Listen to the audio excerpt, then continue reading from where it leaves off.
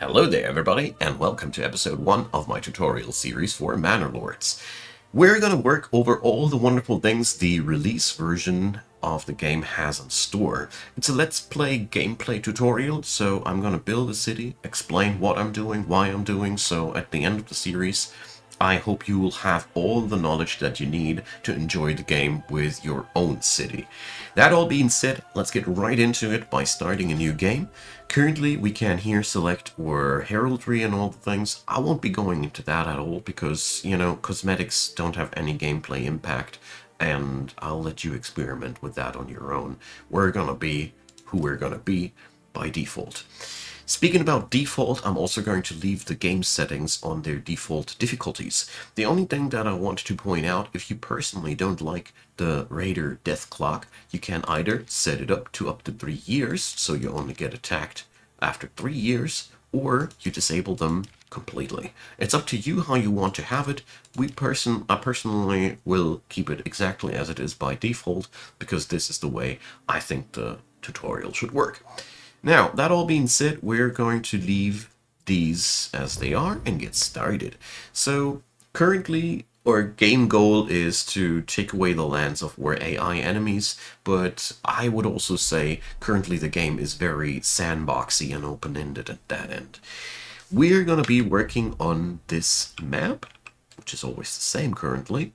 And I want to zoom out with the mouse wheel for once, so you can get familiar with the vicinity. So, first off, the deposits are, judging from my experiences now, always a little bit scattered all over the place. The berry deposit is not always at the same spot, neither is the wild animals deposit. But you have all these always in your starting area when you play the early access map as it is. We have here our little starting thing, you know, a couple of tents, an ox, and a bit of supplies. That's what we start with.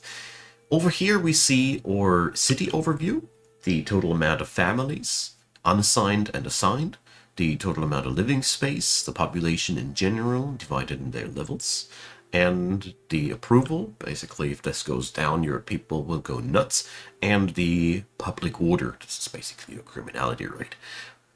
The regional wealth system I'll explain later down the road. It is generally summarized as the total amount of money that all the people in your city own, and livestock, and how long until our supplies run out.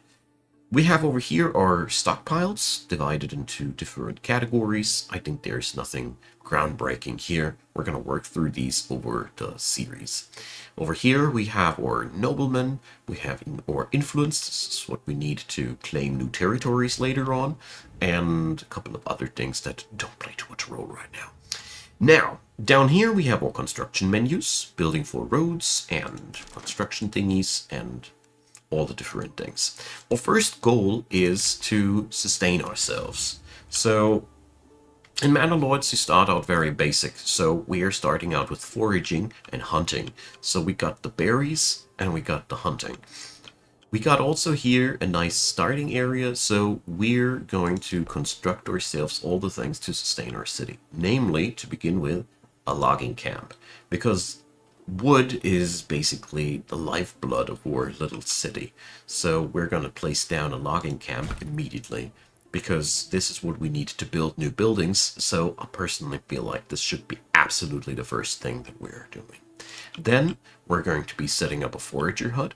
I'm going to be putting up these closer to the berry supply. This is at least a little bit closer. And we're also going to build ourselves a hunting camp, so we start collecting food as quick as we can. So with all these things assigned, we're going to unpause the game and let our people work. Also, our logging camp is not connected to a road. This is not good. So we go into the roads menu, and here, well, we left click in front of the logging camp. I draw a line while just after the left click, and now I just left click again and build that. Now I go over here and I connect it to the rest of the road. At the end of the day, how you manage your logistics is up to you, but this is how you build your roads. The buildings all have these little wide nodes, and these are their logistical connection points. This is where they ideally want to be connected with a road. You also find a hitching post over here. This is where your horses and oxen can be plucked down, and at the beginning you start out with an ox. This guy is carrying logs because your people are not strong enough. Down here, by the way, you see the instruments to quicken up the time. The hotkeys are Y and X, and I really use these a lot. The logging camp is finished, and now we click in there, and now we can assign a family in there.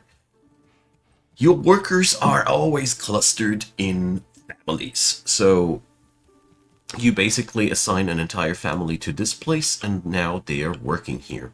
That's that. We have 4 more families unassigned, and unassigned families, they do all manner of open jobs, like hauling stuff from one place to another, like building these things, like the hunter's camp and the forager's hut, all these. So we're not done here. We merely have made sure that we're not running out of building material. The logging camp will now go and cut down the trees. Eventually we'll need to replant these, but not at the beginning. You have so much forest around you, you can wait for the replanting until you have settled down. No, what we currently need most desperately are a storehouse and a granary, because our food and our building materials will go bad, and also we'll need it for the marketplace. So I'll be putting down the granary a little bit further away from where we work here. In this area, I want to build later the houses for people. And we place down the granary here and the storehouse there. The granary, as the name implies, will store our foodstuffs, whereas the storehouse will be used for all manner of building solids. And you see here already we get the warnings about exposed goods. We also have a warning about homelessness, but I have made the experience that homelessness is the thing that you can take care of as the very last thing. So here we get now a threatening letter from the AI enemy. Don't take them too seriously right now. They are not doing too much. Back to this topic. The homelessness of the people doesn't play that much of a role because you're starting out in March and you don't need firewood. There is no freezing temperatures and nothing. It is, in my opinion, much better to start out gathering food so your people can start stockpiling as soon as you can. Because there is one fun thing that you should know about the berries. They are growing seasonal, and the growth period for berry deposits is during spring. That means you are best off just plucking these as early as you can. By the way, if you don't like the resource distribution, feel free to just re-roll the map. I wanted to make that clear. But your forager's hut will go for, you see, where the deposit is. You can specify work areas for every workshop, but if you don't, they just walk on over there, and it's up to you to make it as logistically efficient as possible.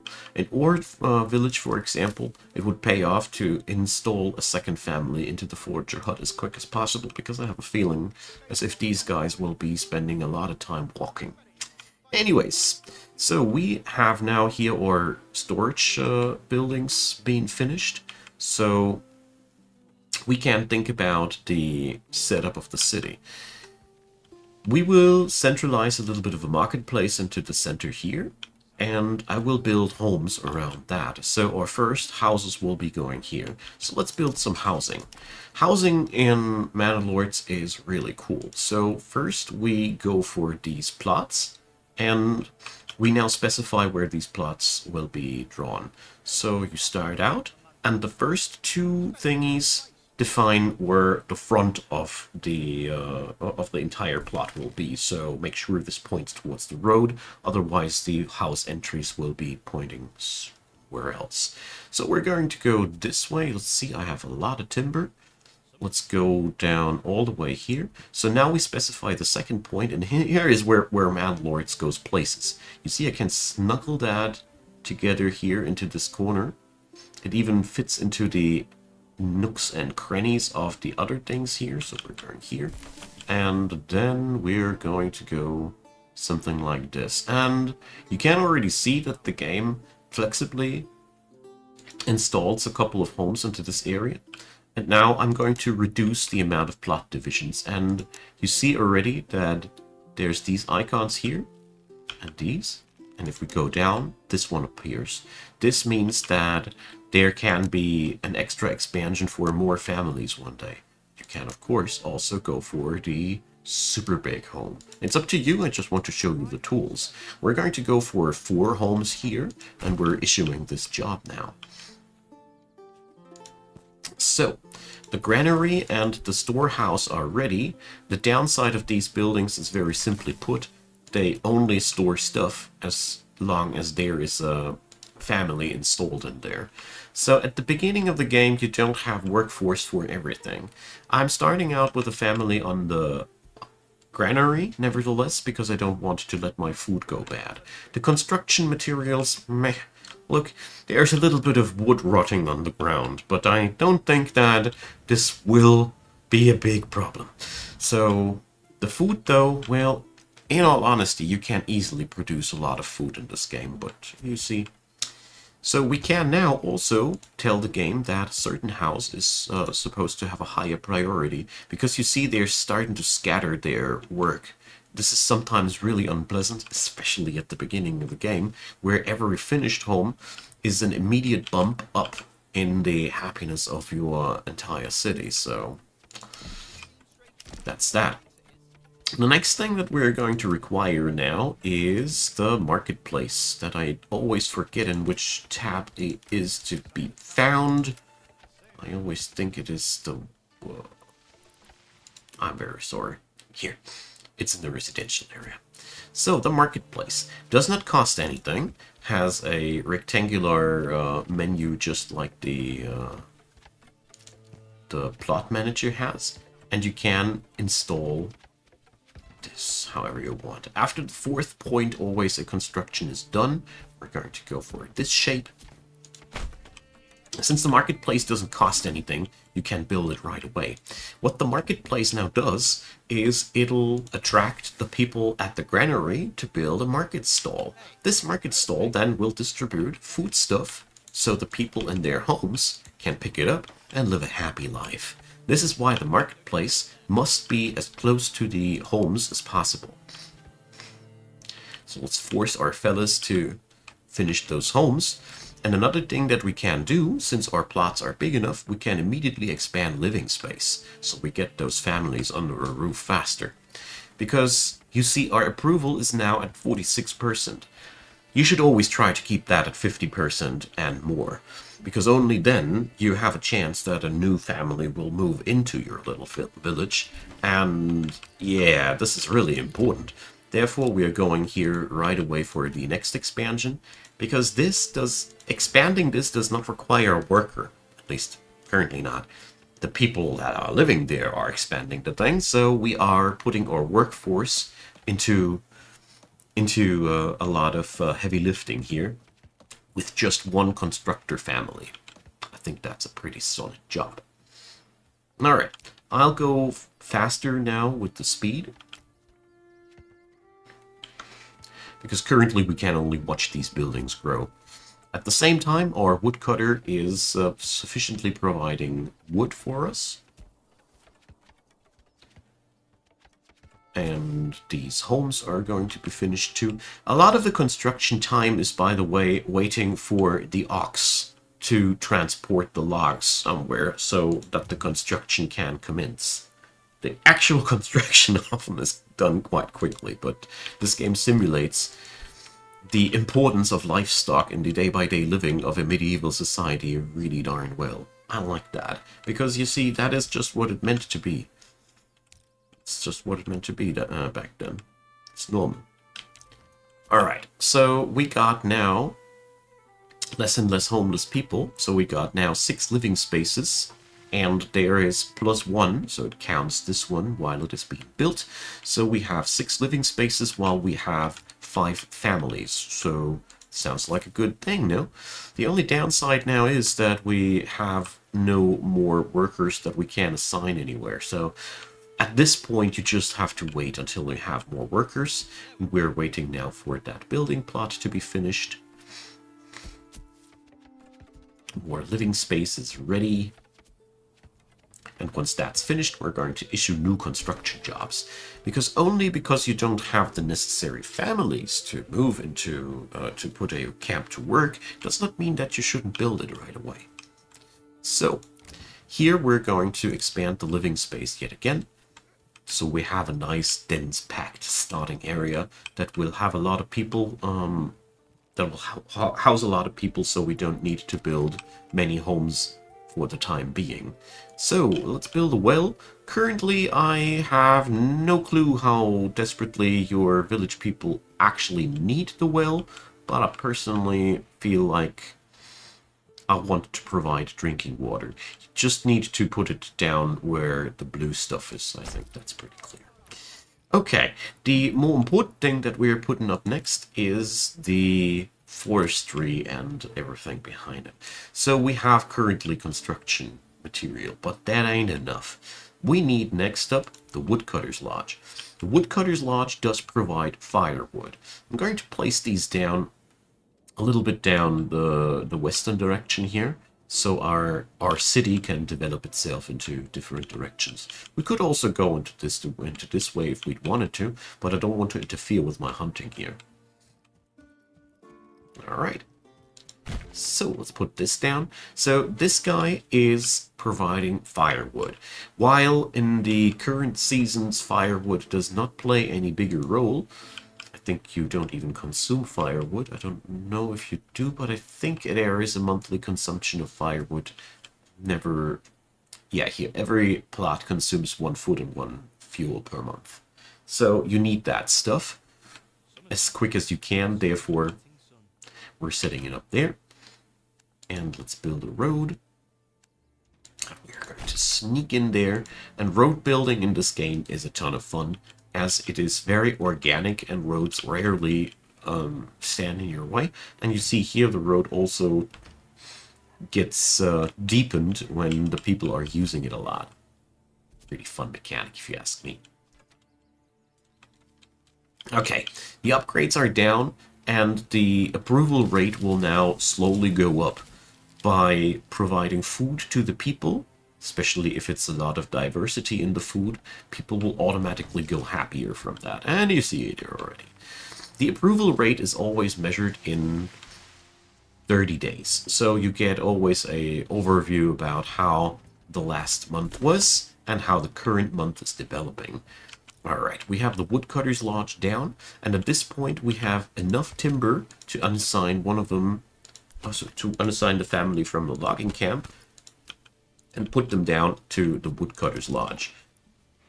Because currently we don't really need much more timber. We have built most of the things that we require.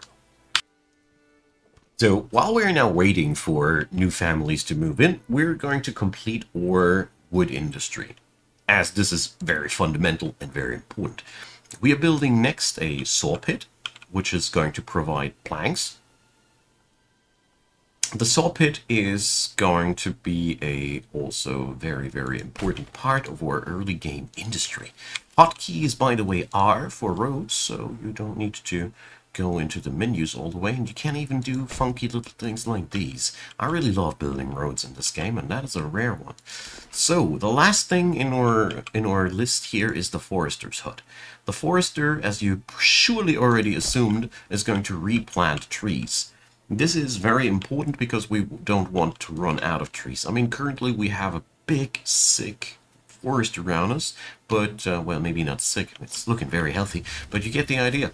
We don't need to replant at the beginning of the game, but personally I think it's a very good thing to just work ahead while you're waiting for the families anyways, because there's only so and so much you can do early on.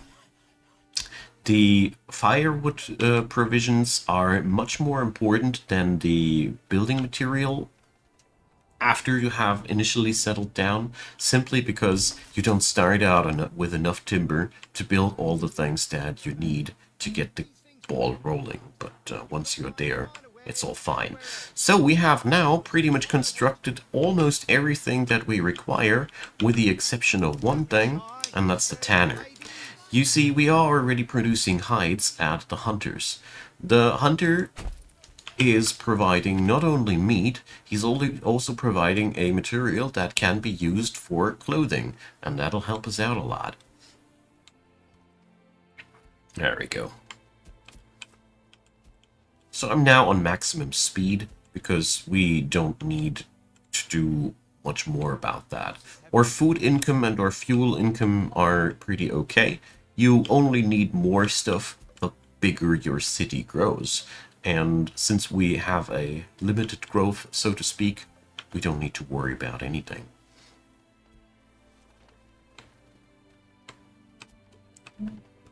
All right.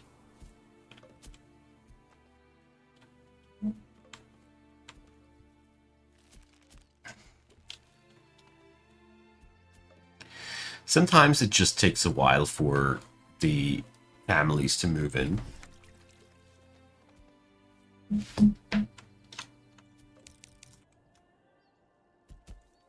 Until that happens, we're going to put one person into the tannery, because that is going to fulfill all the basic needs for the city. We will require now a couple of more people in this segment of the industry, but that'll happen by itself. It is also very useful to put somebody in the tannery, because that'll trigger a clothing stall. This provides, again, clothing for the people by providing leather. Obviously, they're stitching the stuff in their own homes, and then they got what they need. But most importantly, that is also, again, providing a bit more of approval. Sadly, currently there is no metric to foresee when the next family will move in. I'm still wondering whether or not it is a random thing happening at some point.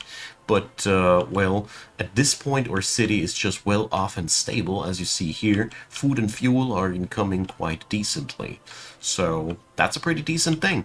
But we are not done yet. So we're going to go now and, let's see, we're going to unemploy the firewood cutter, who's also building a stall, by the way. And we're going to build another plot, because I want to show you one thing. So we're building that citizen plot over here. Maybe make two of these. Nah, we're building one big one. Because you have, when you mouse over here, always a next goal. And we are currently only a settlers camp, and you can fulfill these goals by just hovering over there. And as we see there, we have to build one more plot. And finally, we have our next family moving in. It's been about time. So the woodcutter's lodge is going to be refilled now. And we are providing more and more living space, as in the early game it's all about suckering in more people into your city. You also get the settlement level increases, and with these you get development points. So we are in the meantime going to expand the living space, because why not? And when you click on here, you have a skill point system.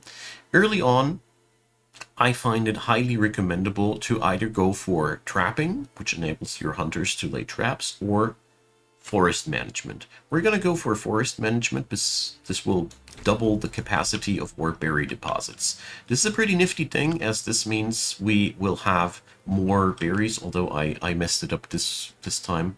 You can go way earlier for this bonus, and then you trigger that in the springtime. It's even better. I think in this scenario, currently, it would have been smarter to start with the traps, but whatever. So we get the militia warning or the event for the militia. Basically what it does is it dumps a couple of weapons and shields into your inventory and gives you the ability to draft your first militia. But I want to go over that. Ah, well, we're doing this real quickly. So you go over here, you create a new unit, but you can't only create a spear militia, because for all the other things you would require other weapons. So that's that. And now everybody in your city who is currently able to fight will be drafted bit by bit into the militia, until either you have 36 people in there or you run out of gear. The latter will happen first. So this does not drive away any workforce from your people or something like that. It just means that now we got a unit that we can draft, and that's pretty cool. So we still have some supplies lying around here. Let's see. That's because we don't have anybody working in the storehouse. So let's change that finally. You see, sometimes you just have to work on the really boring things first. But since we have a lot of approval positive, and we have the firewood and food income in the positive, it is no problem at all. But I feel like the storehouse is by now a post where we at least should draw in the items that are rotten outside. And what's that? Once that's done, we can also unemploy these guys again, because there is no certain reason for us to have these right now there. Instead, we're going to let the one remaining family work in the saw pit for now.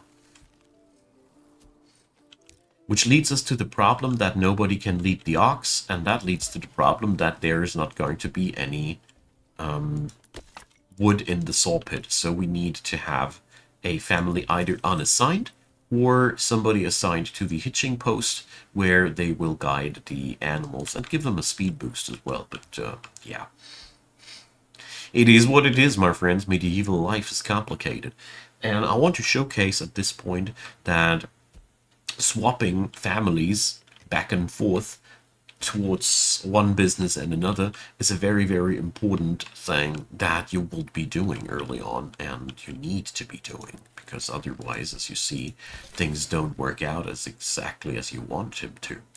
So we're going to leave today's episode with that, because you now have a fully functional and stable city at your hands. You surely need to swap around your citizens every now and then at this point, but it is only a question of time until more people are coming on in, because as you see here, we are gaining now approval from the market food variety and the clothing market supply. So that's why I started out with this as quick as I can.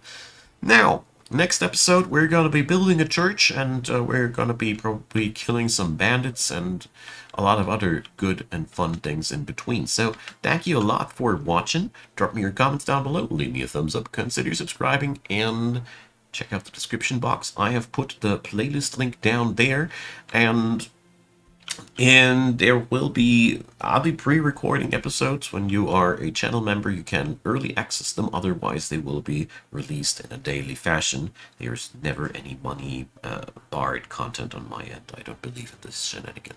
So, check it out. Thanks for watching. And feel free to check out the support links if you feel like my work is worth spending a dime. I'd be a very, very happy man. See you all next time. Thanks for watching.